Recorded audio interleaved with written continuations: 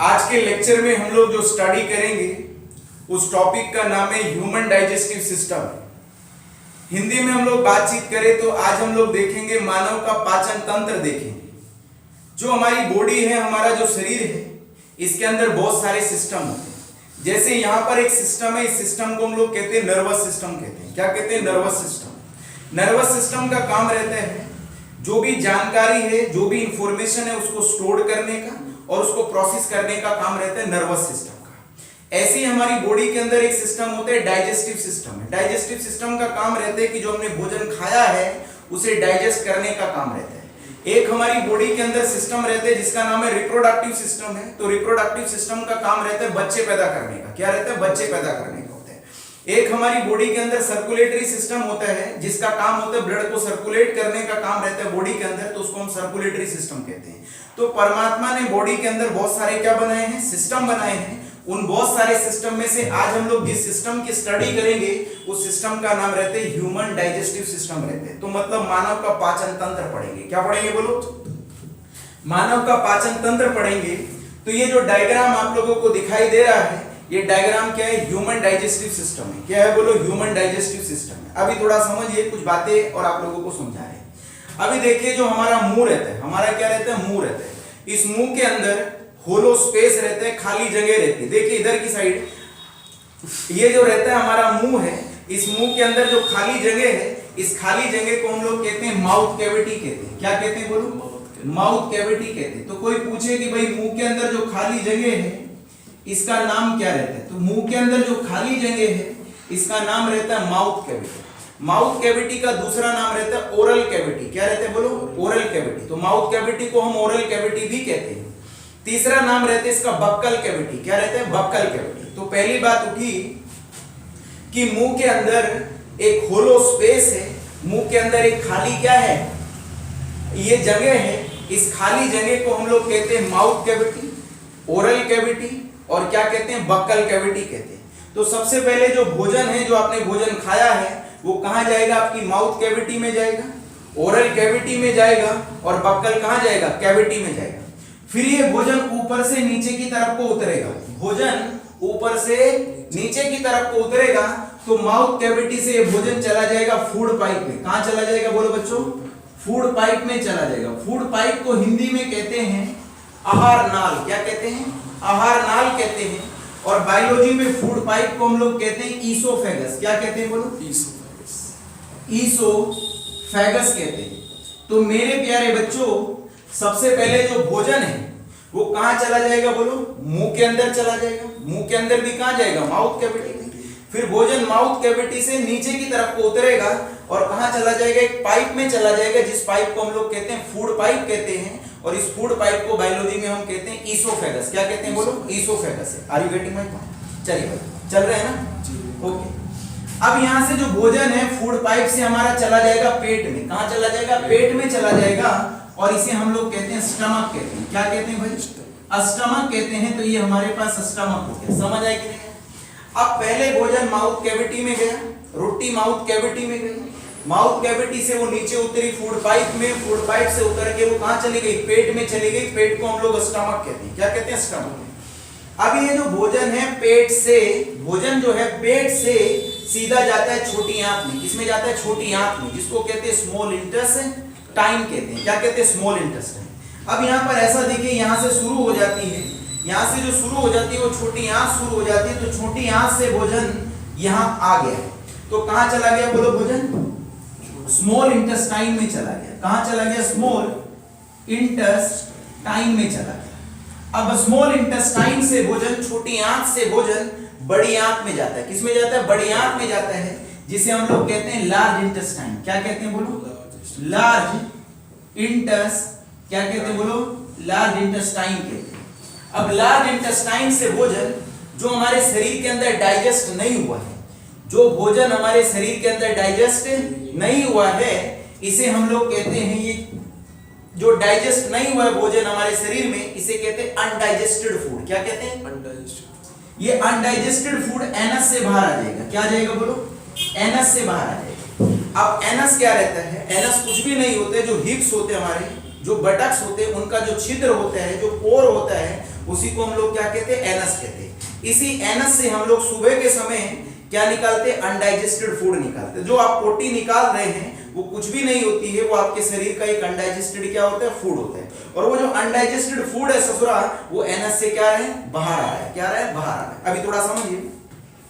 सबसे पहले आपने भोजन जो लिया वो कहां गया, बोलो, माउथ कैविटी में। माउथ कैविटी से भोजन नीचे की तरफ को उतरा और फूड पाइप से वो भोजन कहां चला गया, पेट में चला गया। पेट से भोजन सीधा कहां जाता है, बोलो, स्मॉल इंटेस्टाइन में जाता है। स्मॉल इंटेस्टाइन से भोजन कहां जाता है, लार्ज इंटेस्टाइन में। और जो भोजन आपके शरीर के अंदर नहीं पचा, डाइजेस्ट नहीं हुआ है, वो एनस से क्या जाता है, बाहर आ जाता है। अभी क्या करना है आप लोगों को, भाई एक सिरा तो माउथ कैविटी का मैंने पकड़ लिया और इस वाले सिरे को, आखिरी वाले सिरे को, एनस को हर्ष ने पकड़ लिया। अब इसको हम लोग खींच दे, क्या करें, खींच दे। तो इसकी जो लंबाई रहती है लगभग करीबन इसकी लंबाई रहती है, वो कितनी रहती है, 6 से 9 मीटर रहती है। कितनी रहती है, 6 से 9 मीटर रहती है। अब कहेंगे कि सर पागल क्यों बना रहे, 6 से 9 मीटर तो हम भी नहीं है, और आप कह रहे हैं कि इसका एक सिरा यहां से पकड़े, एक सिरा यहां से पकड़े और इसको खोल दे, तो इसकी लंबाई कितनी रहती है, 6 से 9 मीटर के बीच में रहती है। 1 मीटर इतना होता है, 2 मीटर इतना होता है। आप अंदाजा लगा लीजिए कि 9 मीटर कितना बैठेगा, 9 मीटर कितना बैठेगा। आप यहां से एकदम रोड क्रॉस कर जाएंगे, रोड क्रॉस कर जाएंगे, इतनी बड़ी ये आपका ही रहता है। जो ये 6 से 9 मीटर की रहती है, इसे हम लोग बायोलॉजी में कहते हैं एलिमेंट्री कैनाल। क्या कहते हैं, बोलो, एलिमेंट्री कैनाल कहते हैं। तो पूरा का पूरा जो फूड का डाइजेशन होगा, जो हमारा पूरा का पूरा फूड पचेगा, वो कहां पचेगा, एलिमेंट्री कैनाल में। तो एलिमेंट्री कैनाल कैसे हुई, तो ये वाला सिरा तो मैंने पकड़ लिया और ये वाला सिरा हर्ष तुमने पकड़ लिया, और इसको पकड़ के हमने खींच दिया। जैसे हमने इसको खींचा और हमने इंची टेप से इसकी लंबाई को नापा, तो हमें पता चला कि इसकी जो लंबाई है वो 6 से 9 मीटर की क्या है, बीच में है। आप कहेंगे कि सर ये है कैसे शरीर में, तो ये शरीर में उलझी पड़ी रहती है। क्या पड़ी रहती है, उलझी पड़ी रहती है। यदि इसको खोल दिया जाए तो इसकी लंबाई लगभग 6 से 9 मीटर हो जाती है। कितनी हो जाती है, बोलो, 6 से 9 मीटर हो जाती है। अब ये यहां से लगा करके यहां तक की पूरी को हम क्या कहते हैं, बोलो, एलिमेंट्री कैनाल कहते हैं। तो बताइए मेरे को, एलिमेंट्री कैनाल में कौन कौन आते हैं। तो एलिमेंट्री कैनाल में एक तो आएगा माउथ कैविटी, दूसरा कौन आएगा, बोलो, फूड पाइप आएगा, तीसरा कौन आएगा, स्टमक आएगा, चौथा कौन आएगा, स्मॉल इंटेस्टाइन आएगा, नेक्स्ट कौन आएगा, लार्ज इंटेस्टाइन आएगा, और आखिरी में ये कहां खुलेगी, जाकर के एनस पे खुलेगी। एक बात हो। दूसरी बात आपको ये भी याद रखनी है कि जो एलिमेंट्री कैनाल है, ये शुरू तो होती है माउथ कैविटी से, शुरू तो होती है माउथ कैविटी से, और जाके खुलती कहां पे है, एनस पे। जाके कहां खुलती है, एनस पे। तो मतलब ये ऐसा सीन है ससुरा कि भोजन आप ऊपर से डालिए और नीचे से निकालिए, ऊपर से डालिए और नीचे से निकालिए, ठीक है। तो जो आपकी बॉडी में एब्जॉर्ब होना होता है वो एब्जॉर्ब हो जाता है, और जो डाइजेस्ट नहीं हुआ है वो पॉटी की फॉर्म में बाहर निकल जाता है एनस से। इसी को हम लोग कहते हैं, जो एनस से बाहर निकल रहा है पॉटी की फॉर्म में, वो कुछ भी नहीं होता है, वो अनडाइजेस्टेड फूड होता है आपका। क्या होता है, अनडाइजेस्टेड फूड है, मतलब वो फूड है जिस फूड को बॉडी ने डाइजेस्ट नहीं करा, बॉडी ने पचाया नहीं, बॉडी ने क्या नहीं करा, पचाया नहीं। अब इधर आइए, एक ये पत्ती जैसा स्ट्रक्चर रहता है, इस पत्ती जैसे स्ट्रक्चर को हम लोग पेनक्रियास कहते हैं। क्या कहते हैं, बोलो, पेनक्रियास कहते हैं। ये पेनक्रियास है। तो पेनक्रियास कुछ भी नहीं, एक तरीके का ग्लैंड है। क्या एक तरीके का ग्लैंड है, या आप एक तरीके का ऑर्गन मान सकते हैं। तो ये जो पेनक्रियास है, ये हमारी एलिमेंट्री कैनाल से जुड़ा रहता है। किससे जुड़ा रहता है, एलिमेंट्री कैनाल से। यहाँ पर ये हमारे पास लीवर होता है। क्या होता है, हमारे पास लीवर होता है। ये मेरे पास लीवर है। क्या है, बोलो, लीवर है। अब लीवर के सामने एक छोटी सी थैली होती है। क्या होती है, छोटी सी थैली होती है। इस थैली को हम कहते हैं गोल ब्लैडर कहते हैं। क्या कहते हैं, गोल ब्लैडर कहते हैं। क्या होते हैं, बोलो, गोल ब्लैडर होते हैं। गोल ब्लैडर को हिंदी में कहते हैं पित्त की थैली। क्या कहते हैं, पित्त की थैली। कभी कभी पित्त की थैली के अंदर बहुत सारी पथरी भर जाती है, मतलब स्टोन्स भर जाते हैं, तो हम कहते हैं कि पित्त की थैली में क्या हो गई है, पथरी हो गई। तो कभी कभी इस पित्त की थैली को हम लोग सर्जरी की मदद से हटवा भी देते हैं, क्योंकि इसमें बहुत ज्यादा क्या हो गई, यदि पथरी हो गई। क्या हो गई, पथरी। तो गोल ब्लैडर कुछ भी नहीं होता, पित्त की क्या होती है, थैली होती है। तो समझ आए, ये कौन है, बोलो, लीवर है। ये कौन है, पित्त की थैली है, जिसे इंग्लिश में या बायोलॉजी में हम गोल ब्लैडर कहते हैं। अब ये लीवर जो रहता है, ये लीवर शरीर का सबसे बड़ा ऑर्गन है। ऑर्गन का मतलब है सब शरीर का सबसे बड़ा अंग रहता है, और इसका वजन करीबन 1.5 किलो का रहता है। किसका रहता है, 1.5 किलो का। इसकी रीजनरेशन की पावर भी बहुत रहती है, इसकी रीजनरेशन की पावर भी बहुत रहती है। रीजनरेशन का मतलब ये है, यदि इसके अंदर चक्कू को घुसा दिया जाए, किसको घुसा दे, चक्कू को घुसा दे और इसको बाहर खींच ले, तो ये अपने आप को बड़ी जल्दी हील करता है, अपने आप को बड़ी जल्दी हील करता है और घंटों भर में अपने को दोबारा से रिपेयर कर लेता है। क्या कर लेता है, रिपेयर कर लेता है। मतलब इसकी रीजनरेशन प्रॉपर्टी सबसे ज्यादा रहती है, मतलब अपने को दोबारा से रिपेयर कर लेता है, रीजनरेट कर लेता है, अपने को दोबारा से हील करने की क्षमता इसके पास परमात्मा ने सबसे ज्यादा दी है। वजन में भी ये सबसे बड़ा ऑर्गन्स रहता है। अब कहेंगे कि सर ये जो एलिमेंट्री कैनाल आपने बताई है कि माउथ कैविटी से शुरू हुई, एनस पे जाके खुली, इसका लॉन्गेस्ट पार्ट कौन सा रहता है? तो इसका जो सबसे लॉन्गेस्ट पार्ट रहता है स्मॉल इंटेस्टाइन। क्या रहता है बोलो, स्मॉल इंटेस्टाइन। तो याद रखना है कि जो छोटी आंत रहती है ये हमारी एलिमेंट्री कैनाल का सबसे लॉन्गेस्ट पार्ट रहता है। कितना रहता है, सबसे लॉन्गेस्ट पार्ट रहता है। इसकी लंबाई यदि देखें, छोटी आंत की जो लंबाई यदि हम देखें तो छोटी आंत जो करीबन रहती है, ये रहती है 4.5 से लगा करके 4.5 से लगा करके ठीक है 6 मीटर तक की इसकी लेंथ हो सकती है। 4.5 से लगा करके 6 मीटर तक की इसकी लंबाई हो सकती है। किसकी लंबाई हो सकती है बोलो, स्मॉल इंटेस्टाइन की हो सकती है। किसकी हो सकती है बोलो, स्मॉल इंटेस्टाइन की लेंथ हो सकती है। तो कोई पूछ ले कि भाई एलिमेंट्री कैनाल का सबसे लंबा वाला पार्ट कौन सा है, तो आपको कहना छोटी आंत है। और छोटी आंत की जो लेंथ रहती है, लंबाई रहती है, वो 4.5 से लगा करके 6 मीटर के बीच में रहती है। अभी थोड़ी और कुछ बातें समझते हैं। एलिमेंट्री कैनाल की जो लंबाई होती है ना, ये पर्सन टू पर्सन थोड़ी वेरी करती है। जो लंबे आदमी रहते हैं उनमें एलिमेंट्री कैनाल की जो लेंथ है थोड़ी ज्यादा रहती है, और जो छोटे आदमी होते हैं उनमें एलिमेंट्री कैनाल की लेंथ भी थोड़ी कम रहती है। इसलिए मैंने बोला कि इसकी लंबाई 4.5 से 6 मीटर के बीच में होती है। मतलब 4.5 भी हो सकती है, किसी में 5, किसी में 5.5 और 6 मीटर तक भी छोटी आंत हो सकती है। अभी दोनों देखिए, एक छोटी आंत होती है, एक बड़ी आंत।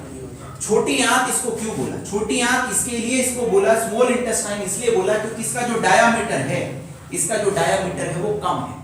डायामीटर तो कम है, मतलब चौड़ी तो कम है, बट लंबी बहुत है, ज्यादा है। तो चौड़ी कम होने की वजह से नाम रख दिया इसका स्मॉल इंटेस्टाइन रख दिया। जो बड़ी आंत होती है ये चौड़ी ज्यादा होती है, मतलब इसका डायामीटर क्या होता है, ज्यादा होता है। तो लार्ज इंटेस्टाइन चौड़ी बहुत होती है, मतलब लार्ज इंटेस्टाइन का डायामीटर बहुत ज्यादा होता है, और डायामीटर ज्यादा होने की वजह से इसको लार्ज इंटेस्टाइन रख दिया। चौड़ी बहुत ज्यादा है और लंबाई में कम है, लंबाई में क्या है, ये कम है। यदि लार्ज इंटेस्टाइन की हम लोग लेंथ देखें तो किताबें कह रही हैं कि इसकी लंबाई लगभग 1.5 मीटर के आसपास होती है, मतलब 1.5 मीटर के आसपास इसकी लंबाई रहती है लार्ज इंटेस्टाइन की, बट इसकी लंबाई बहुत ज्यादा रहती है छोटी आंत की। क्या रहती है, छोटी आंत। आप कहेंगे सर यदि एनस को हम बोले, किसी को हम बताएं तो एनस क्या है, तो एनस आप दो बोल सकते हैं कि एनस कुछ भी नहीं होते, एनस ओपनिंग होती है एलिमेंट्री कैनाल की। एक तो ये हो गया। आप एक और क्या बोल सकते हैं कि एनस कुछ भी नहीं होता सर, ये एनस जो होता है ये ओपनिंग होती है। क्या होती है, ओपनिंग होती है लार्ज इंटेस्टाइन की। किसकी होती है बोलो, लार्ज इंटेस्टाइन की। समझ आएगी नहीं? चलिए अब ध्यान से देखिए। अब हम एक एक पार्ट को थोड़ा पढ़ लेते हैं। क्या कर लेते हैं, एक एक पार्ट को थोड़ा पढ़ लेते हैं। सुनिए, अब माउथ कैविटी के अंदर दो चीजें रहती, तीन चीजें रहती। माउथ कैविटी के अंदर क्या रहती है, तीन चीजें। अब यदि मुंह को खोलें आप लोग, मुंह को फाड़ें और फाड़ती आपको तीन चीजें देखने को मिलेगी। तो माउथ कैविटी में कितनी चीजें रहती है बोलो, तीन चीजें रहती। कितनी रहती है बोलो, तीन चीजें रहती है माउथ कैविटी के अंदर रहती। एक तो रहती है माउथ कैविटी के अंदर, बताओ मेरे सोच के बताओ, देख के बताओ कितनी रहती है। माउथ कैविटी के अंदर तीन चीजें रहती है। एक तो माउथ कैविटी के अंदर दांत होते हैं। क्या होते हैं बोलो, दांत होते हैं, टीथ होते हैं। दूसरा क्या होता है इसके अंदर बोलो, सलाइवा होता है। क्या होता है बोलो, सलाइवा होता है। और तीसरा इसके अंदर जो रहता है वो क्या रहता है बोलो, टांग रहती है। क्या रहती है, टांग रहती है, मतलब जीभ रहती है। सुनो तो मेरे प्यारे विद्यार्थियों, हमारी जो माउथ कैविटी रहती है क्या रहती है बोलो, माउथ कैविटी रहती है। इस माउथ कैविटी के अंदर तीन चीजें रहती है। एक तो हो गया टीथ, दूसरा हो गया सलाइवा और तीसरा कौन हो गया, टंग। अब यदि हम टीथ की बात करें तो हमारे दो जबड़े रहते हैं। क्या रहते हैं, दो जबड़े। ऊपर वाले जबड़े को हम कहते हैं अपर जॉ। क्या कहते हैं, अपर जॉ। नीचे वाले जबड़े को हम कहते हैं लोअर जॉ। क्या कहते हैं बोलो, लोअर जॉ। आदमी अपनी जिंदगी में दो तरह के दांत ग्रहण करते हैं। कितने करता है, दो तरह के दांत ग्रहण करते हैं। या बोले तो आदमी की जिंदगी में दो बार दांत आते हैं। कितनी बार दांत आते हैं, दो बार। एक दांत को कहते हैं दूध के दांत। क्या कहते हैं, दूध के दांत। हिंदी में दूध के दांत बोलते हैं और इंग्लिश में इसको बोलते हैं मिल्क टीथ। क्या बोलते हैं, मिल्क टीथ। कई बार इनको टेम्परेरी टीथ भी कहते हैं। क्या कहते हैं, टेम्परेरी टीथ भी कहते हैं। और ये आते आते लगभग 6-7 साल की उम्र में टूट जाते हैं। 6-7 साल की उम्र में आते आते टूट जाते हैं। 6-7 साल की उम्र में, 8 साल की उम्र में एक और दांत आते हैं जिन्हें हम कहते हैं परमानेंट टीथ कहते हैं। क्या कहते हैं? परमानेंट टीथ कहते हैं, उनको हम एडल्ट टीथ कहते हैं। क्या कहते हैं? Adult teeth. बताओ आदमी की जिंदगी में आदमी के दांत कितनी बार आते हैं? 2 बार। एक होते हैं मिल्क टीथ, दूध के दांत, और एक होते हैं परमानेंट टीथ जिन्हें हम पक्के दांत कहते हैं। क्या कहते हैं? पक्के दांत। यदि हम लोग थोड़ा टीथ के संबंध में बात करें तो टीथ हमारे पास जो रहते हैं वो 4 तरह के रहते हैं। कितने तरह के रहते हैं? 4 तरह के टीथ रहते हैं। एक टीथ को कहते हैं इंसीजर। क्या कहते हैं? बोलो। इंसीजर कहते हैं। यदि इंसीजर की संख्या देखें एक जबड़े में, इंसीजर की क्या देखें? संख्या देखें एक जबड़े में, तो एक जबड़े में 4 इंसीजर होते हैं। एक जबड़े में कितने होते हैं? 4 इंसीजर होते हैं। दूसरे होते हैं कैनाइन। दूसरे क्या होते हैं? कैनाइन। इन्हें बोलते हैं नुकीले दांत। क्या बोलते हैं? नुकीले दांत। जो शेर होते हैं, कुत्ता होते हैं, इसके कैनाइन काफी बड़े होते हैं। आदमी के कैनाइन थोड़े छोटे हैं और आज से लगभग 60-70 साल बाद ये कैनाइन विलुप्त हो जाएंगे। क्या हो जाएंगे? विलुप्त, मतलब एक्सटिंक्ट हो जाएंगे, क्योंकि जिन ऑर्गन्स या जिन चीजों की हमें जरूरत नहीं होती है, कुछ समय के बाद बॉडी उन्हें विलुप्त कर देती है। तो यदि अभी की बात करें तो कैनाइन की संख्या हमारे पास कितनी रहती है? 2 रहती है। कितनी रहती है? 2 रहती है। एक जबड़े में इसके बाद जाड़ शुरू हो जाती है। शुरू की जो जाड़े होती है उन्हें कहते हैं प्रीमोलर। क्या कहते हैं? प्रीमोलर कहते हैं। और प्रीमोलर की जो संख्या होती है एक जबड़े में वो कितनी होती है? बोलो। 4 होती है। कितनी होती है? 4 होती है। इसके बाद आखिरी वाली जाड़ आती है जिन्हें हम कहते हैं मोलर जाड़। क्या कहते हैं? मोलर जाड़। और इनकी संख्या एक जबड़े में 6 होती है। यदि कैलकुलेट करें तो 4 और 4 8 और 2 10 और 6 कितने हो गए? 16। तो कहने का मतलब है कि एक जबड़े में 16 दांत, दूसरे जबड़े में 16 दांत, मिलाकर के कितने दांत हो गए? 32 दांत हो गए। एक में 16, दूसरे में भी 16, दोनों को मिला के कितने दांत हो गए? बोलो। 32 हो गए। अभी थोड़ा एक जबड़े में देखिए, दांत कितने तरह के होते हैं? बोलो। दांत कितने टाइप्स के होते हैं? 4 तरह के। तुम्हारे एक जबड़े में 4 तरह के परमात्मा ने क्या लगा रखे हैं? दांत लगा रखे हैं। ऊपर वाले दांतों को क्या कहते हैं बायोलॉजी में? इंसीजर। मतलब एक दांत होते हैं इंसीजर। इंसीजर की संख्या कितनी होती है? 4 होती है। 2 होते हैं कैनाइन। कैनाइन कौन होते हैं? नुकीले दांत होते हैं। और नुकीले दांतों के बीच में कौन होते हैं? 4 इंसीजर होते हैं। फिर प्रीमोलर क्या होती है? जाड़ होती है। कैनाइन नुकीले दांतों के पीछे 2 जाड़ इधर होती है और 2 जाड़ इधर होती है। प्रीमोलर की जाड़ी होती है, 6 होती है। 3 इधर के लास्ट में रहती है और 3 इधर के लास्ट में रहती है। तो ये एक जबड़े के हैं। किसके हैं? एक जबड़े के। जैसे एक जबड़े में है ऐसे ही दूसरे जबड़े में है। और जो 32 दांत पूरे होते हैं वो 18 साल के क्या होते हैं? बाद होते हैं। 18 साल की उम्र में होते हैं। 18 साल से यदि पहले जाए तो आदमी के जबड़े में टोटल 32 दांत नहीं होते हैं। ठीक है, 28-30 के अराउंड रहते हैं। कितने रहते हैं? 28-30 के अराउंड रहते हैं। रिगेटिव में छोटा बच्चा रहता है तो उसमें 20-22 ही रहते हैं। कितने रहते हैं? 20-22 से। शुरू में तो 5-7-10 ही रहते हैं। कितने रहते हैं? 5-7-10 ही रहते हैं।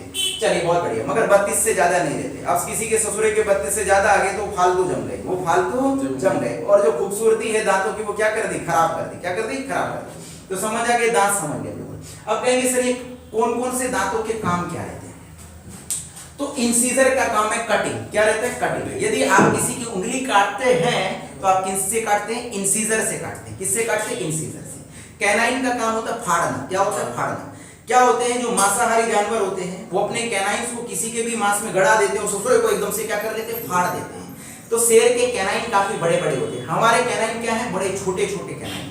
प्रीमोलर मोलर का काम रहता है ग्राइंडिंग। ग्राइंडिंग का मतलब होता है पीसना, या ग्राइंडिंग का मतलब होता है चबाना। तो जिनके जाड़े नहीं रहते वो कहते हैं कि मेरे से रोटी चबाई नहीं जा रही, मतलब उसकी जाड़े टूट गई है। तो प्रीमोलर टूट गई है, क्या टूट गई? मोलर टूट गई। समझ आएगी? चलिए बहुत प्यारे बच्चे। अब हम लोग इसके बाद देखेंगे सलाइवा, और दूसरा देखेंगे इसके बाद हम लोग टंग देखेंगे। क्या देखेंगे? टंग देखेंगे। अभी मैं इसको मिटा देता हूं, अभी आते हैं। अब हम लोग जो पढ़ेंगे उसका नाम है सलाइवा है। देखिए सलाइवा जो रहता है इसको हिंदी में हम लोग कहते हैं थूक कहते हैं या राल कहते हैं। क्या कहते हैं? सलाइवा को हम लोग थूक कहते हैं या राल कहते हैं। सलाइवा जो सिक्रीट होता है, सलाइवा को सिक्रीट करते हैं जो ग्लैंड्स, उन्हें हम लोग कहते हैं सलाइवरी ग्लैंड्स कहते हैं। कौन कहते हैं? बोलो। सलाइवरी ग्लैंड्स कहते हैं। क्या कहते हैं? सलाइवरी ग्लैंड्स कहते हैं।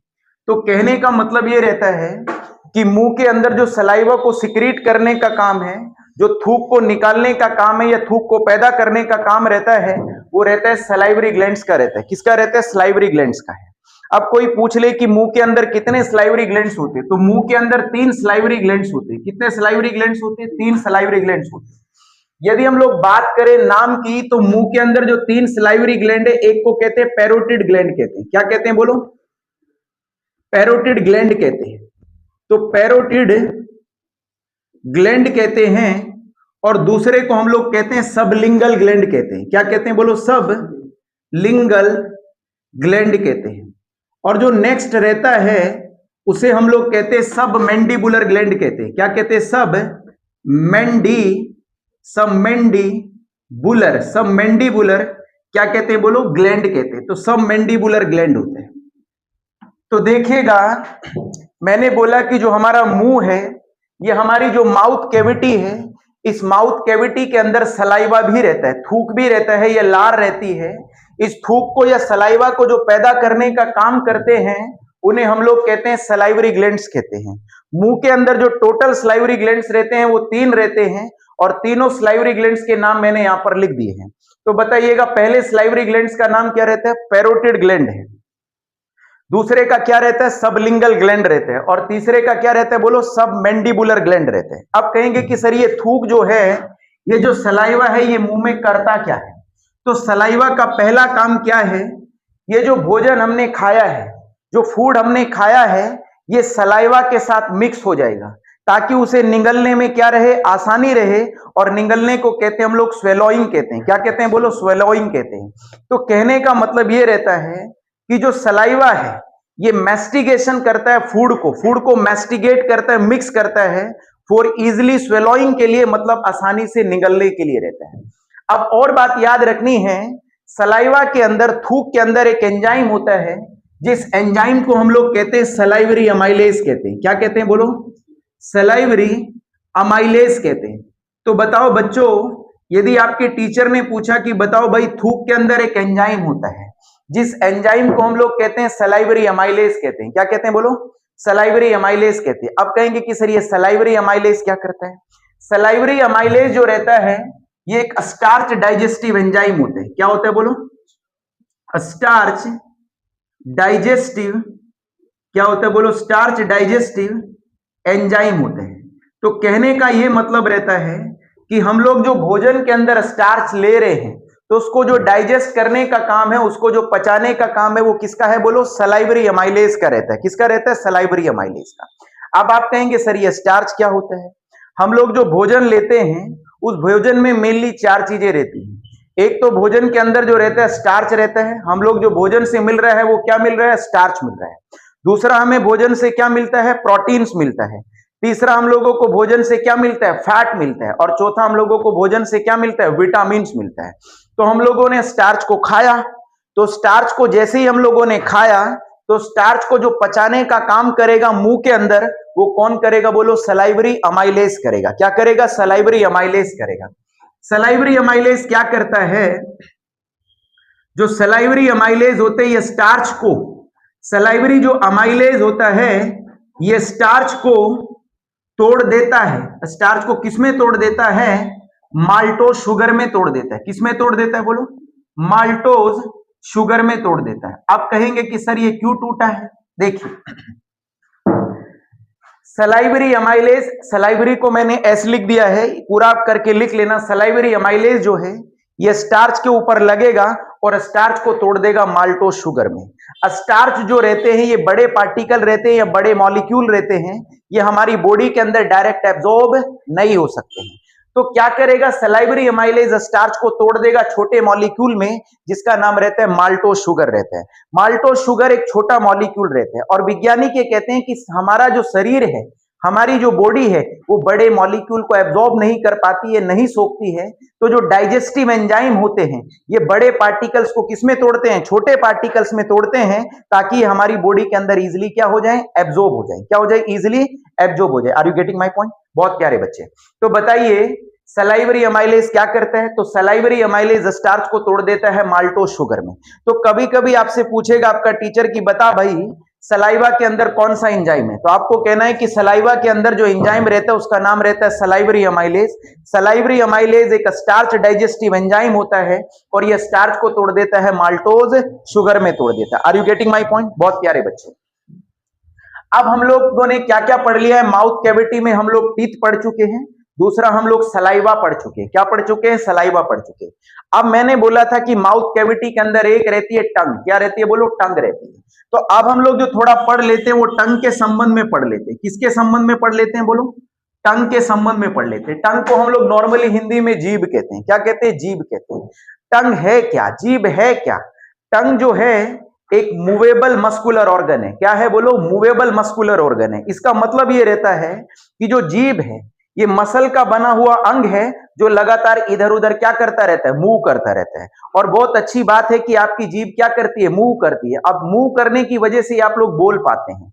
यदि जो गूंगा आदमी होता है उसकी जीभ क्या नहीं करती है? मूव नहीं करती। उसकी जीभ इधर उधर नहीं घूमती है। और जिनकी जीभ इधर उधर नहीं घूमती है, मूव नहीं करती है, वो लोग क्या होते हैं? गूंगे होते हैं। क्या होते हैं?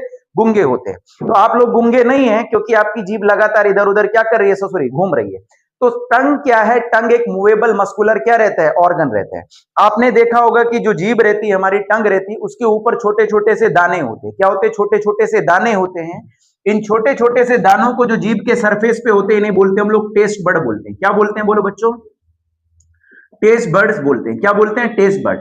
टेस्ट बर्ड का दूसरा नाम बायोलॉजी में रहता है पेपिली। क्या रहता है? बोलो, पेपिली रहता है। क्या रहता है? बोलो, पेपिली रहता है। तो पेपिली बोल देते हैं, नॉर्मली हम लोग टेस्ट बर्ड भी बोलते हैं। तो हमारी जो जीभ रहती है, जीभ के सरफेस के ऊपर छोटे छोटे से दाने होते हैं। आप शीशे में देखना जा करके, उन्हें हम लोग बोलते हैं टेस्ट बड बोलते हैं। क्या बोलते हैं? टेस्ट बड बोलते हैं। जो भी चीज आप लोगों को नमकीन लग रही है, मीठी लग रही है, कड़वी लग रही है, खारी लग रही है, तो जैसा भी आपको स्वाद मिल रहा है या स्वाद का पता चल रहा है, वो किसकी वजह से पता चल रहा है? बोलो, टेस्ट बड की वजह से पता चल रहा है। यदि किसी वजह से आपकी जीभ की सारी टेस्ट बड डैमेज हो जाए, मतलब नष्ट हो जाए, मर जाए, तो आपको किसी भी स्वाद का पता नहीं चलेगा। माना कि आपकी जीभ के ऊपर गर्म रोड को फेर दिया जाए या तेजाब को गिर दिया जाए तो सारी की सारी टेस्ट बड मर जाती है। और जैसे ही टेस्ट बड आप लोगों की क्या हो जाएंगी? मर जाएंगी। फिर आप कुछ भी पेलना, कुछ भी खाना, आपको किसी भी तरह के स्वाद का पता नहीं चलेगा। तो जो अलग अलग तुम लोगों को स्वाद का पता चल रहा है वो किसकी वजह से चल रहा है? बोलो बच्चों, टेस्ट बड्स की वजह से पता चल रहा है। या बोले तो किसकी वजह से पता चल रहा है? पेपिली की वजह से पता चल रहा है। किसकी वजह से पता चल रहा है? पेपिली की वजह से चल रहा है। समझ आया कि नहीं है? बहुत प्यारे बच्चे। तो अब हम लोग जो है, हमारा जो भोजन है ये माउथ कैविटी से, बक्कल कैविटी से, ओरल कैविटी से ये अब चला जाता है, नीचे को उतर जाता है। मतलब अब ये चला जाता है किसमें? फूड पाइप में। और फूड पाइप को हम लोग हिंदी में कहते हैं आहार नाल। क्या कहते हैं? आहार नाल कहते हैं। और बायोलॉजी में फूड पाइप को हम लोग ईसोफेगस कहते हैं। क्या कहते हैं? ईसोफेगस है। यदि अब हम लोग फूड पाइप के संबंध में पढ़े तो देखते हैं कि फूड पाइप या ईसोफेगस क्या रहता है। अभी इसको हम लोग मिटा देते हैं और हम लोग आते हैं फूड पाइप के ऊपर। देखिए, ईसोफेगस क्या रहती है या फूड पाइप क्या रहता है? तो बताइए, फूड पाइप को हिंदी में हम लोग क्या कहते हैं? फूड पाइप को हम हिंदी में कहते हैं आहार नाल। क्या कहते हैं? आहार नाल। और बायोलॉजी में हम लोग इसको क्या बोलते हैं? ईसोफेगस बोलते हैं। क्या बोलते हैं? ईसोफेगस बोलते हैं। देखिए, फूड पाइप कुछ भी नहीं होता है, ईसोफेगस कुछ भी नहीं होती है। ये एक ट्यूब होती है जो माउथ कैविटी से शुरू होती है और पेट तक चलती है। काम क्या रहता है इसका? काम रहता है कि भोजन को माउथ कैविटी से, मुंह से पेट तक पहुंचाने का काम रहता है। किसका रहता है? पेट तक पहुंचाने का। तो यदि बोले तो ईसोफेगस क्या है? ईसोफेगस एक ट्यूब है जो क्या कैरी कर रही है? फूड को कैरी कर रही है। और कहां से कैरी कर रही है? माउथ कैविटी से कैरी कर रही है। और कहां पे कैरी कर रही है? बोलो, स्टमक में कैरी कर रही है। कहां कर रही है? बोलो, स्टमक में कैरी कर रही है। तो समझ आया? तो आप लोगों को ज्यादा दिमाग नहीं लगाना। फूड पाइप कुछ भी नहीं होता है, ये एक नली होती है जो मुंह से भोजन को पेट तक पहुंचाने का क्या करती है? काम करती है। अब हम लोग आ रहे हैं स्टमक के ऊपर आ रहे हैं। किसके ऊपर आ रहे हैं? बोलो, स्टमक के ऊपर आ रहे। स्टमक को हम लोग पेट कहते हैं नॉर्मली। क्या कहते हैं? बोलो, पेट कहते हैं। अब जो पेट रहता है, ये स्टमक रहता है, ये एक जे शेप्ड ऑर्गन होते हैं। क्या होता है? बोलो, जे शेप्ड ऑर्गन होते हैं। कहने का मतलब ये है कि हमारे शरीर का ये ऐसा अंग है जिसकी शेप कैसी रहती है? जे शेप रहती है। कैसी रहती है? जे शेप। तो ये जे शेप्ड ऑर्गन रहता है।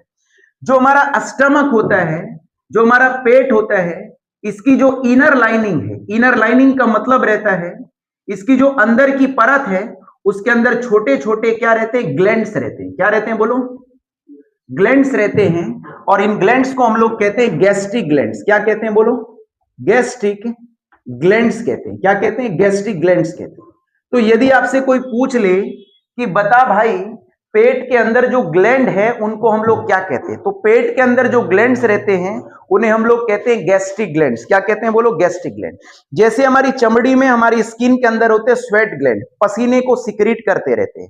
हमारी आंखों के अंदर ग्लैंड होते हैं, उन्हें कहते हैं हम लोग टीयर ग्लैंड्स। क्या कहते हैं? टीयर ग्लैंड्स होते हैं, मतलब जो आंसू को रिलीज करते रहते हैं, आंसू निकालते रहते हैं। ऐसे ही हमारे पेट के अंदर छोटे छोटे ग्लैंड्स होते हैं, जिन ग्लैंड्स को हम लोग क्या कहते हैं? गैस्ट्रिक ग्लैंड कहते हैं।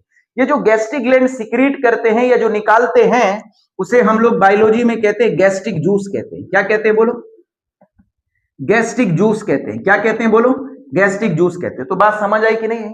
तो पेट के अंदर छोटे छोटे ग्लैंड्स हैं। ये बोले तो पेट की जो इनर लाइनिंग है, अंदर की जो परत है, उसमें छोटे छोटे ग्लैंड्स हैं, जिन्हें हम लोग कहते हैं गैस्ट्रिक ग्लैंड्स कहते हैं। इन गैस्ट्रिक ग्लैंड्स के सिक्रीशन को हम लोग क्या कहते हैं? बोलो, गैस्ट्रिक जूस कहते हैं। अब जो गैस्ट्रिक जूस रहते हैं, इसमें तीन चीजें रहती है। कितनी चीजें रहती है? बोलो, तीन चीजें रहती है।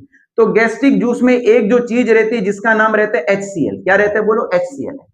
दूसरा इसके अंदर जो रहता है उसको कहते हैं हम लोग पेप्सिन कहते हैं। क्या कहते हैं? बोलो, पेप्सिन कहते हैं। और जो थर्ड रहता है जिसको हम लोग क्या कहते हैं? बोलो, म्यूकस कहते हैं। क्या कहते हैं? म्यूकस। तो कोई पूछे कि भाई गैस्ट्रिक जूस में क्या क्या रहता है, तो आपको कहना है गैस्ट्रिक जूस में तीन चीजें रहती हैं। एक तो HCl रहता है, दूसरा पेप्सिन रहता है, और तीसरा क्या रहता है? म्यूकस रहते हैं। Are you getting my point? अब हम एक एक का काम देख लेते हैं कि करता क्या है। यदि हम HCl की बात करें तो HCl का नाम रहता है हाइड्रोक्लोरिक एसिड है। क्या होती है? हाइड्रोक्लोरिक एसिड है। तो हमारे पेट के अंदर क्या बनती रहती है? हाइड्रोक्लोरिक एसिड बनती रहती है। हाइड्रोक्लोरिक एसिड क्या करती है? तो पहला काम तो ये करती है, जो भी कीटाणु, जो भी जर्म्स हमारे मुंह से कहां जा रहे हैं? पेट में जा रहे हैं भोजन के द्वारा, उन्हें मारने का काम कौन करती है? HCl करती है। तो यदि हम पहली बात करें तो HCl क्या करेगी? HCl क्या करेगी? किल करेगी। किसको किल करेगी? बोलो, जर्म्स को किल करेगी। जो एंटर करे हैं, किसमें एंटर करे हैं? बोलो, जो एंटर करे हैं स्टमक में एंटर करे हैं, और किसके द्वारा करे हैं? बोलो, बोलो भाई, किसके द्वारा करे हैं? फूड के द्वारा करे हैं। तो पहला काम क्या करेगी? पेट में HCl कीटाणुओं को मार देगी, जर्म्स को मार देगी, जो हमारे पेट के अंदर एंटर करे हैं। किसके द्वारा एंटर करे? फूड के द्वारा। तो पहला काम करेगी। दूसरा काम क्या करेगी? जो HCl है, ये HCl पेट के मीडियम को कैसा बनाएगी? पेट के मीडियम को कैसा बनाएगी? एसिडिक बनाएगी। तो HCl पेट के मीडियम को एसिडिक बनाती है। अब कहेंगे कि क्यों बनाएगी? क्योंकि ये पेट के मीडियम को इसलिए एसिडिक बनाएगी क्योंकि जो पेप्सिन नाम का एंजाइम है, ये एसिडिक मीडियम में ही क्या करता है? काम करता है। तो कहने का मतलब ये है कि HCl पेट के मीडियम को एसिडिक बना देगी, ताकि पेप्सिन नाम का एंजाइम प्रॉपर तरीके से क्या कर सके? काम कर सके। क्या कर सके? काम कर सके। तो पेपर में बहुत बार पूछा जाता है कि what is the function of HCl in stomach, है कि HCl का काम क्या रहता है पेट में। तो पहला काम क्या रहता है? ये किल करेगी जर्म्स को, जो हमारे पेट के अंदर एंटर कर रहे हैं, और किसके द्वारा एंटर कर रहे हैं? बोलो, फूड के द्वारा एंटर कर रहे हैं। तो पहला काम ये करेगी। दूसरा काम क्या करेगी? पेट के मीडियम को एसिडिक बनाएगी, ताकि पेप्सिन नाम का एंजाइम प्रॉपर तरीके से क्या कर सके? काम कर सके। क्योंकि पेप्सिन नाम का जो एंजाइम है, ये एसिडिक मीडियम में ही क्या करता है? काम करता है। इतनी बात हो गई है। अब कहेंगे ये म्यूकस क्या रहते हैं? देखिए, म्यूकस क्या रहते हैं? जैसे हमारा नाक होता है, तो नाक में से क्या निकलता है? सिणक निकलते हैं। क्या निकलता है? सिणक निकलता है। अब इस सिणक को हम लोग बायोलॉजी में कहते हैं नेजल म्यूकस। क्या कहते हैं? नेजल म्यूकस है। तो ये नाक का म्यूकस को कहते हैं नेजल म्यूकस होता है। अब ये कैसा रहता है? सफेद रंग का, ट्रांसपेरेंट होता है और चिपचिपा होता है। क्या होता है? चिपचिपा। तो म्यूकस भी क्या रहता है? या तो ये ट्रांसपेरेंट रहता है, ये हल्का सा सफेदपन पे होता है, व्हाइटिश कलर का रहता है, और ये बहुत थिक होता है, मतलब बहुत ज्यादा गाढ़ा होता है। क्या होता है? बहुत ज्यादा गाढ़ा। तो म्यूकस क्या करेगा? ये म्यूकस क्या करेगा? जो म्यूकस रहता है, हमारे पेट की जो अंदर की परत है, उसमें एक मोटी सी क्या बना देगा? लेयर बना देगा। और जैसे ये मोटी सी लेयर बना देगा, तो HCl हमारी पेट के अंदर की जो परत है उसके डायरेक्ट कांटेक्ट में नहीं आएगी। यदि HCl हमारे पेट के अंदर की परत के डायरेक्ट कांटेक्ट में आ जाए, तो वो पेट के अंदर की परत को जला देती है, और पेट के अंदर गहरे गहरे क्या कर देती है? घाव कर देती है, जख्म कर देती है। दोबारा सुनिए, म्यूकस क्या करेगा? म्यूकस क्या करेगा? म्यूकस प्रोटेक्ट करके रखेगा। म्यूकस क्या करेगा? बोलो, प्रोटेक्ट करके रखेगा। किसको प्रोटेक्ट करके रखेगा? इनर लाइनिंग को। किसकी इनर लाइनिंग को प्रोटेक्ट करके रखेगा? स्टमक की। और किसके अटैक से? एसिड के अटैक से।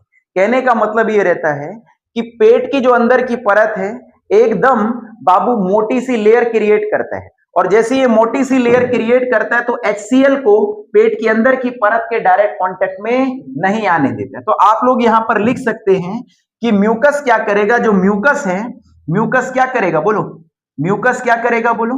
प्रोटेक्ट करेगा। किसको प्रोटेक्ट करेगा? इनर लाइनिंग को प्रोटेक्ट करेगा। और किसकी इनर लाइनिंग को प्रोटेक्ट करेगा बोलो? स्टमक की। और किसके अटैक से? स्टमक की। फ्रॉम अटैक ऑफ HCl होते हैं। फ्रॉम अटैक ऑफ क्या बोलो? फ्रॉम अटैक ऑफ HCl होते हैं। ठीक है, तो क्या करेगा म्यूकस? क्या करेगा म्यूकस? बचा के रखेगा किसको? इनर लाइनिंग को, अंदर की परत को बचा के रखेगा। किसकी? पेट की। और किसके अटैक से बचा के रखेगा? HCl के। बाबू यदि HCl और मेरे दोस्तों यदि HCl पेट के अंदर की परत के डायरेक्ट कांटेक्ट में आ जाए तो पेट के अंदर की परत को ये ससुरा जलाना शुरू कर देता। और जैसे यदि पेट के अंदर की परत जलेगी तो उसके अंदर गहरे गहरे क्या हो जाएंगे? घाव हो जाएंगे। तो इसलिए परमात्मा ने म्यूकस को अंदर पेट के बनाया है।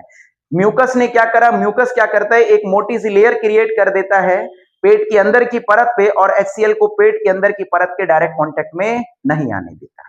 तो अब हमने देखा कि जो भोजन है हमारा माउथ कैविटी से कहां चला गया? कहां चला गया? फूड पाइप में। फूड पाइप से कहां चला गया? स्टमक में। और स्टमक से अब ये भोजन हमारा जाएगा कहां जाएगा? छोटी आंत में, बोले तो स्मॉल इंटेस्टाइन में। बट स्मॉल इंटेस्टाइन से पहले हम लोग पढ़ लेते हैं पेनक्रियाज को। पेनक्रियाज क्या रहता है? पेनक्रियाज जो रहता है ये एक तरीके का ग्लैंड है जो हमारे एलिमेंट्री कैनाल से जुड़ा रहता है। तो इनको कहते हैं हम लोग एसोसिएटेड ग्लैंड। क्या कहते हैं बोलो? Associated gland. मतलब ये एलिमेंट्री कैनाल से जुड़े हुए हैं या एलिमेंट्री कैनाल से कनेक्टेड है, तो इससे जुड़ा हुआ है। तो अब हम लोग देखेंगे ये पेनक्रियाज क्या चीज रहती है। तो इसको अभी हम लोग मिटा रहे हैं, पेनक्रियाज क्या है।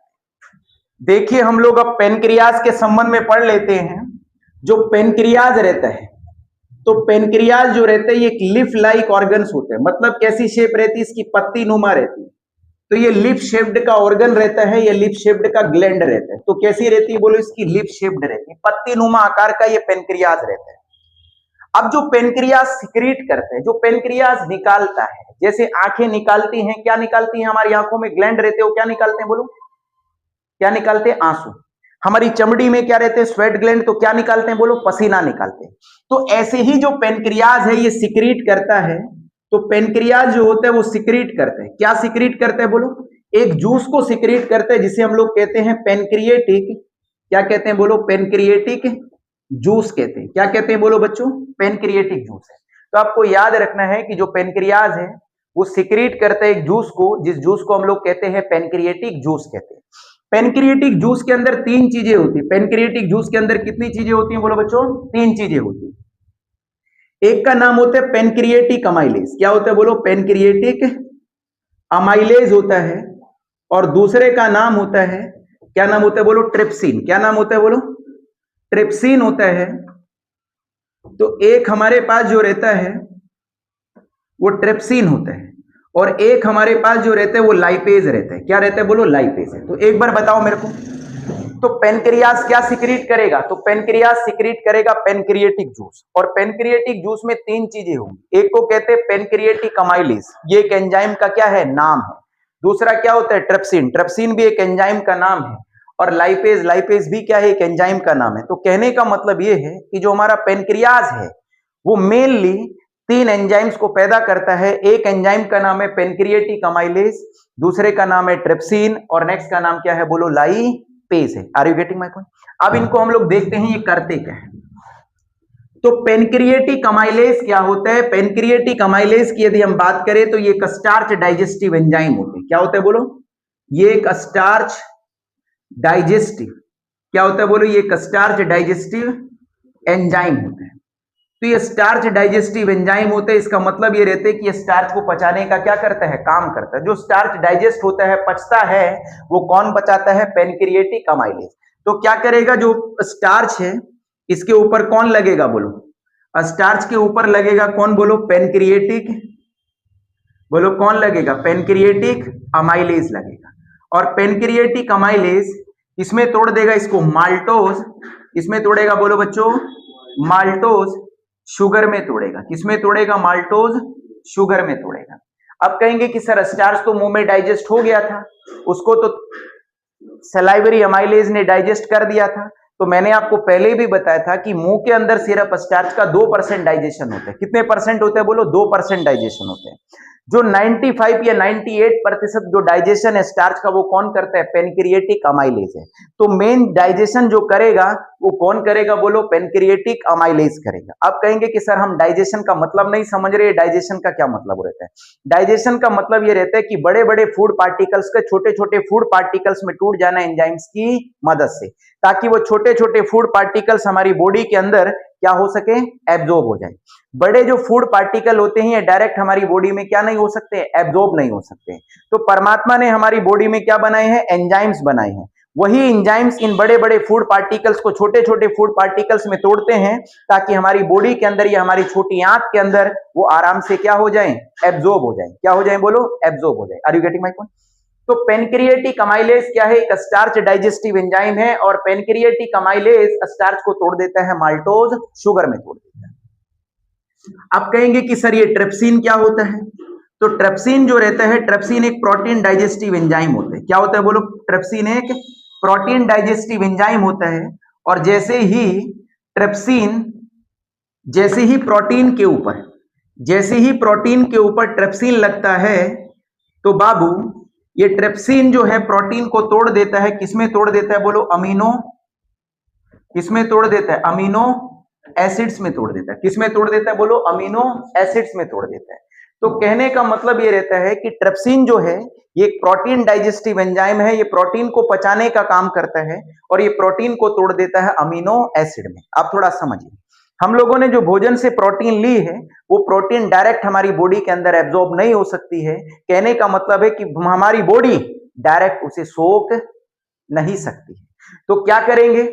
प्रोटीन को डाइजेस्ट करने वाले एंजाइम प्रोटीन पे लगेंगे और प्रोटीन को तोड़ देंगे अमीनो एसिड में। अमीनो एसिड बड़ा ही सिंपल और बड़ा ही सिंपलर सब्सटेंस होते हैं, बहुत छोटा पार्टिकल होता है, ये आराम से हमारी बॉडी के अंदर क्या हो जाता है? एब्जॉर्ब हो जाता है। क्या हो जाता है? एब्जॉर्ब है। तो ये बात याद रखनी है, एंजाइम्स कुछ भी नहीं करते हैं। जो कॉम्प्लेक्स फूड पार्टिकल्स हैं, जो बड़े फूड पार्टिकल्स हैं, इन्हें तोड़ते हैं सिंपलर फूड पार्टिकल्स में या छोटे फूड पार्टिकल्स में, ताकि वो आराम से हमारी बॉडी के अंदर क्या हो जाए? एब्जॉर्ब हो जाए।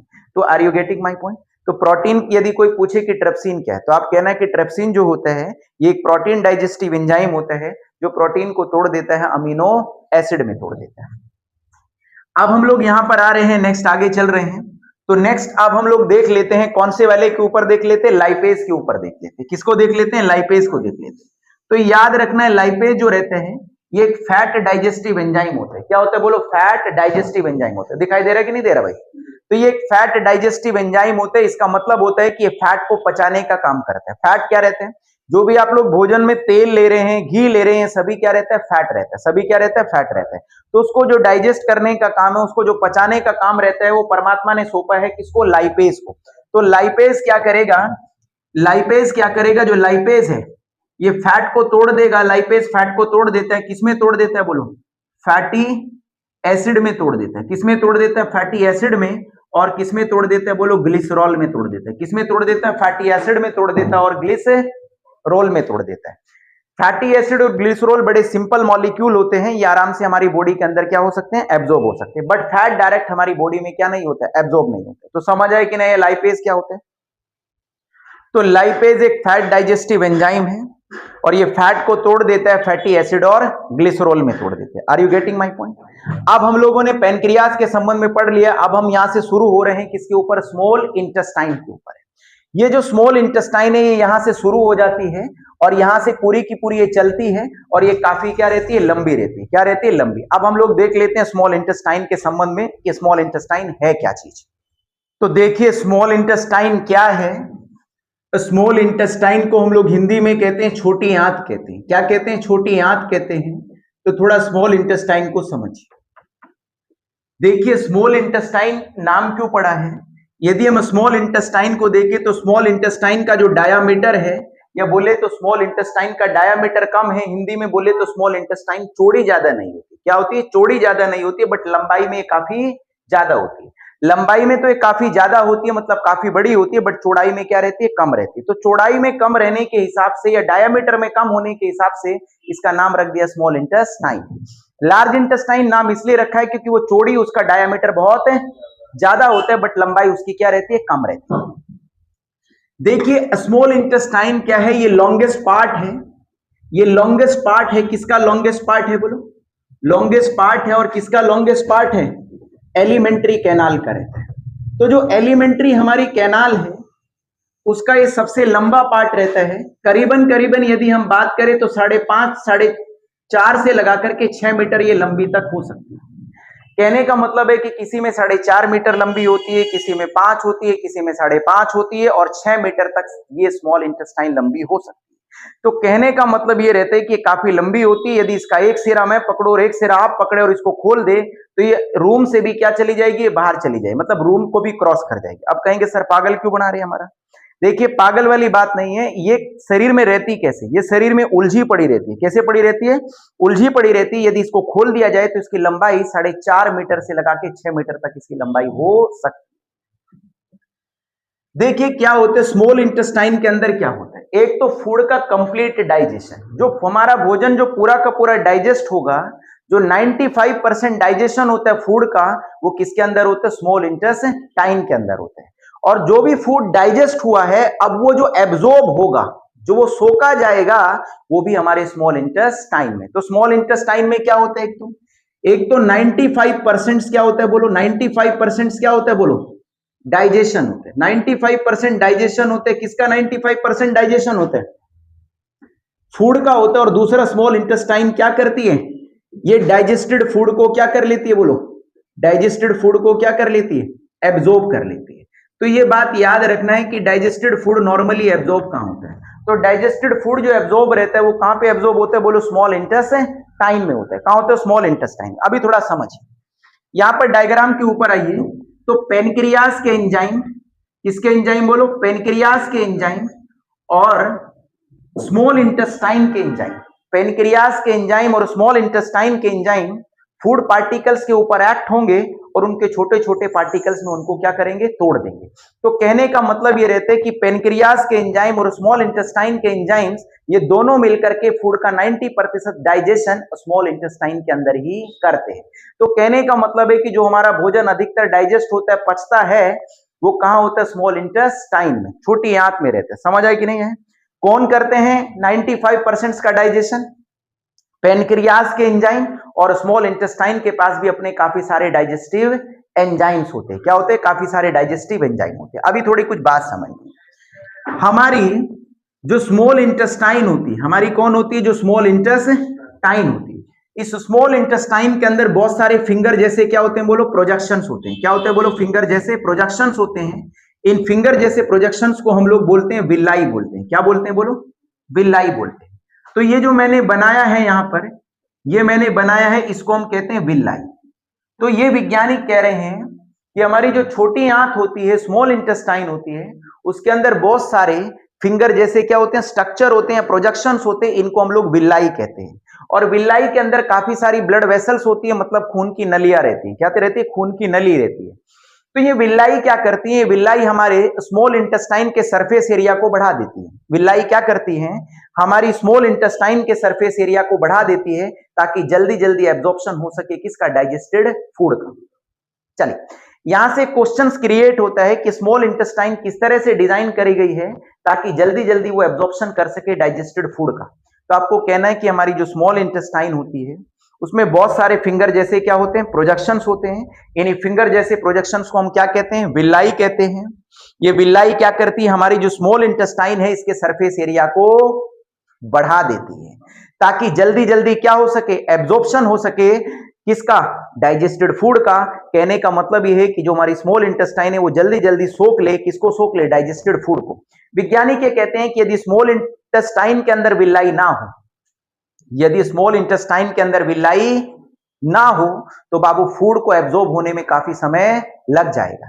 क्योंकि यदि विल्लाई ना हो तो स्मॉल इंटेस्टाइन का सरफेस एरिया कम हो जाएगा और यदि सरफेस एरिया कम हो जाएगा तो एब्जॉर्प्शन भी घट जाएगा। समझ आएगी नहीं है? बहुत प्यारे बच्चे। तो अब हमारा जो भोजन रहता है, अब स्मॉल इंटेस्टाइन से अब ये भोजन हमारा चला जाता है लार्ज इंटेस्टाइन में चला जाता है। किसमें चला जाता है? लार्ज इंटेस्टाइन में। अभी थोड़ा बात को समझिए। जो स्मॉल इंटेस्टाइन से भोजन लार्ज इंटेस्टाइन में गया है वो रहता है अनडाइजेस्टेड फूड। क्या रहता है? अनडाइजेस्टेड फूड है। तो पहली बात याद रखनी है, मैं यहां पर लिख देता हूं, ये मेरे पास कौन हो गई बोलो? लार्ज इंटस क्या रहती है बोलो, लार्ज इंटेस्टाइन रहती है। लार्ज इंटेस्टाइन को हम लोग बड़ी आंत कहते हैं। तो जो लार्ज इंटेस्टाइन रहती है, तो पहली बात याद रखनी कि लार्ज इंटेस्टाइन के अंदर जो आता है वो अनडाइजेस्टेड फूड आता है, मतलब जो फूड डाइजेस्ट नहीं हुआ है। लार्ज इंटेस्टाइन के अंदर कभी भी फूड का डाइजेशन नहीं होता है, मतलब कोई भी फूड डाइजेस्ट नहीं होता है लार्ज इंटेस्टाइन में। कहने का मतलब लार्ज इंटेस्टाइन के पास कोई भी डाइजेस्टिव एंजाइम्स नहीं होते हैं जो भोजन को डाइजेस्ट करने का काम करें। एक और बात समझिए, स्मॉल इंटेस्टाइन से जो भोजन लार्ज इंटेस्टाइन में जाता है तो ये भोजन एकदम पतला होता है। कैसा रहता है? पतला रहता है। मतलब अनडाइजेस्टेड फूड जो रहता है एकदम पतला रहता है। पतले का मतलब रहता है कि एकदम पानी टाइप का रहता है। कैसा रहता है? एकदम पानी टाइप का रहता है। तो ये चला गया लार्ज इंटेस्टाइन में। तो लार्ज इंटेस्टाइन क्या करेगी? जो अनडाइजेस्टेड फूड है, जो अनडाइजेस्टेड फूड है उसको क्या करेगी बोलो? एब्जॉर्ब कर लेगी उसमें से पानी। क्या सोख लेगी उसमें से बोलो? पानी। तो लार्ज इंटेस्टाइन का मेन काम रहता है, क्या रहता है बोलो? Absorption of water. Absorption of क्या रहता है? वाटर रहता है। और किससे रहता है बोलो? फ्रॉम अनडाइजेस्टेड फूड से रहता है। तो कहने का मतलब ये रहता है कि जो हमारी लार्ज इंटेस्टाइन होती है, बड़ी आंत होती है, ये अनडाइजेस्टेड फूड में से पानी को क्या कर लेती है? सोख लेती है। और जैसे ही अनडाइजेस्टेड फूड में से पानी को सोख लेगी तो उसको कर देगी करड़ा। क्या कर देगी? करड़ा, या उसको टाइट कर देगी, या बोले तो उसको सेमी सॉलिड कर देगी। तो कर दिया, जैसे ही पानी सोख लिया ससुरा। तो पानी सोखते ही ये जो फूड है, अनडाइजेस्टेड फूड है, इधर से होता हुआ इधर जाएगा। और अनडाइजेस्टेड फूड जब ये पूरी भर जाएगी लार्ज इंटेस्टाइन काफी सारी अनडाइजेस्टेड फूड में, तो बाबू ये अनडाइजेस्टेड फूड इस एनस से होता हुआ बाहर निकल जाएगा। जो अनडाइजेस्टेड फूड एनस से बाहर निकलता है इसे हम आम भाषा में पोटी कहते हैं। क्या कहते हैं? पोटी कहते हैं। और बायोलॉजी में पोटी को हम लोग कहते हैं फिजिस कहते हैं। क्या कहते हैं बोलो? फिजिस कहते हैं। तो ये फिजिस रहता है। अब कहेंगे सर ये एनस क्या होता है? तो मैंने एनस कई बार आपको बता दिया, एनस कुछ भी नहीं होता है।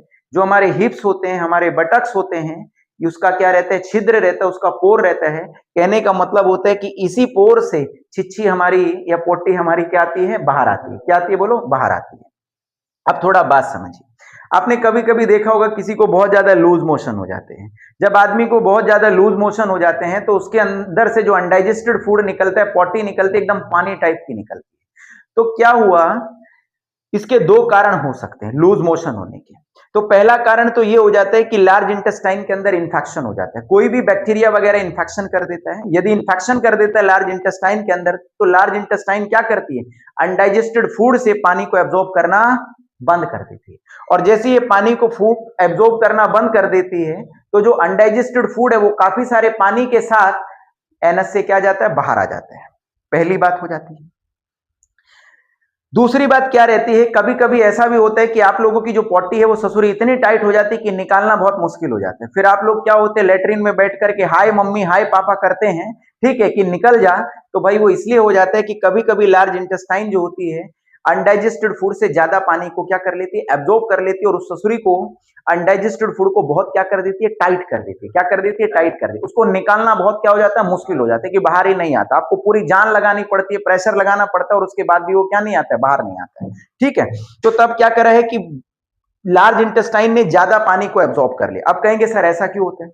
ऐसा ज्यादातर इसलिए होता है जब आप कम पानी पीते हैं। जब बॉडी के अंदर पानी का इंटेक क्या हो जाता है? कम हो जाता है। तब हमारी जो बॉडी होती है, जो हमारी लार्ज इंटेस्टाइन होती है, तब अनडाइजेस्टेड फूड से ज्यादा पानी को एब्जॉर्ब करना क्या कर देती है? शुरू कर देती है, ताकि बॉडी के अंदर हाइड्रेशन लेवल बना रहे। मतलब पानी का स्तर जो है वो बना रहे और शरीर के अंदर पानी की कमी ना हो। बट यदि आप अच्छा खासा अमाउंट में पानी पी रहे हैं तो बाबू जो आपकी पोटी रहती है, अनडाइजेस्टेड फूड रहता है, वो नॉर्मली एक प्रॉपर तरीके से जिस तरीके का उसको होना चाहिए वो प्रॉपर एनस से बाहर निकलता रहता है। समझ आए कि नहीं है? तो आपको एक प्रॉपर पानी पीना चाहिए। क्या पीना चाहिए? प्रॉपर पानी। तो यदि आपको पतले दस्त लग रहे हैं, क्या लग रहे हैं? पतले दस्त, इसका मतलब क्या हो रहा है बोलो? लार्ज इंटेस्टाइन ने पानी को एब्जॉर्ब करना बंद कर दिया है। और यदि आप लोगों के पेट में सूख गया है और ससुरा बाहर ही नहीं निकल रहा है, तो इसका मतलब यह है कि लार्ज इंटेस्टाइन ने अनडाइजेस्टेड फूड से पानी को हद से ज्यादा क्या कर लिया है? एब्जॉर्ब कर लिया। Very good, that's good. अब थोड़ा एनस के ऊपर आ जाइए। किसके ऊपर आ जाइए? एनस के ऊपर आ जाइए। किसके ऊपर आ जाइए भाई? एनस के ऊपर आ जाइए। अब कहेंगे सर ये एनस क्या रहता है? तो मैंने एनस बता ही दिया। अब ये और समझिए, जो हमारा एनस रहता है, ये जो पोर रहता है, छिद्र रहता है, इसके चारों तरफ एक रबड़ होती है। क्या होती है? चारों तरफ एक रबड़ होती है। उस रबड़ को हम कहते हैं एनल स्पिंटर। क्या कहते हैं बोलो? एनल स्पिंटर कहते हैं। तो ये एनल स्पिंटर होती है। ये एनल स्पिंटर क्या करती है, ये रबड़ क्या करती है, जो एनल स्पिंटर होती है एनस के चारों तरफ, ये क्या करती है, एनस का जो पोर है इसको टाइट करके रखती है। क्या करके रखती है, टाइट करके रखती है। आपको पता होगा जब भी आप लोग कभी पोटी करने जाते हैं तो आप लोग हल्का सा क्या लगाते हैं, प्रेशर लगाते हैं। प्रेशर से क्या होता है, जो एनल स्पिंटर है, जो रबड़ है, ये एकदम ढीली पड़ जाती है और ढीली पड़ते ही एकदम से जो आप लोगों की पोटी है या अनडाइजेस्टेड फूड है ये बाहर निकल जाता है। बट जैसे जैसे उम्र बढ़ती जाती है, जैसे 70 साल या 80 साल का या 90 साल का आदमी हो जाता है, तब उसके एनल स्पिंटर बहुत ज्यादा ढीला पड़ जाता है। क्या पड़ जाता है, बहुत ज्यादा ढीला पड़ जाता है।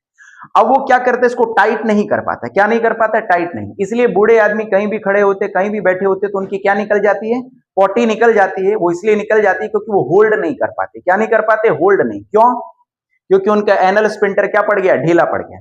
बट जो जवान बच्चे होते हैं 17, 18, 20, 25 साल के होते हैं, ये क्या होते हैं, इनका एनल स्पिंटर बड़ा टाइट होता है, तो ये ऊपर को खींचते हैं और ससुर एनल स्पिंटर को बहुत टाइट कर लेते हैं। यदि इनकी पोटी आ भी रही हो, अनडाइजेस्टेड फूड बाहर निकल भी रहा हो, तो ससुरा ऊपर को प्रेशर मार के 1-2 घंटे तो कैसे ही रोक लेते हैं, क्योंकि अभी एनल स्पिंटर बहुत ज्यादा क्या है, कमजोर है। अब बुड्ढों का खतर देसी एकदम से पोटी निकल जाती है क्योंकि एनल स्पिंटर उनका क्या हो गया, कमजोर हो गया। तो देखिए भाई मजा, ठीक है, उनको ऐसा नहीं कहना चाहिए कि तेरे को तमीज नहीं है, तेरे को कुछ पता नहीं है, क्योंकि जिंदगी कुछ ऐसी होती है, जैसे जैसे उम्र बढ़ती है, जैसे जैसे समय बढ़ता है, वैसे वैसे ऑर्गन्स की जो काम करने की क्षमता होती है वो ढीली या कम होती चली जाती है। तो ये समय सभी पे आता है। तो ऐसा मत कहिए कि बुढ़े को तमीज नहीं है, बुढ़िया को तमीज नहीं है ना, कहीं भी पोटी कर देती है ससुरी, तो ऐसा नहीं बोलना है, क्योंकि भाई ये दिन हम लोगों के पास भी आना है। ठीक है, एक दिन मेरी भी जनरेशन मेरे को ऐसा बोलेगी कि बुढ़ा, ठीक है, कहीं भी क्या कर देता है, पोटी कर देता है। क्यों, क्योंकि उसको पता नहीं है कि ऐसा संभव होता है अधिकतर आदमियों में और सभी में होता है करीबन करीबन, क्योंकि 80 साल और 75 साल की उम्र में एनल स्पिंटर बहुत ज्यादा क्या पड़ जाता है, ढीला पड़ जाता है। Are you getting my point? तो अब हम लोगों ने करीबन करीबन जो है वो सभी पढ़ लिए है, बट हमारे पास एक बच गया है जिसका नाम है लीवर। क्या रहता है, लीवर है। तो थोड़ा लीवर के संबंध में भी देख लेते हैं कि लीवर हमारा होता क्या है और लीवर हमारा करता क्या है। चलिए देखिए लीवर क्या रहता है। जो लीवर रहता है, यदि लीवर के संबंध में हम लोग देखें तो लीवर हमारे शरीर का सबसे बड़ा ऑर्गन होता है।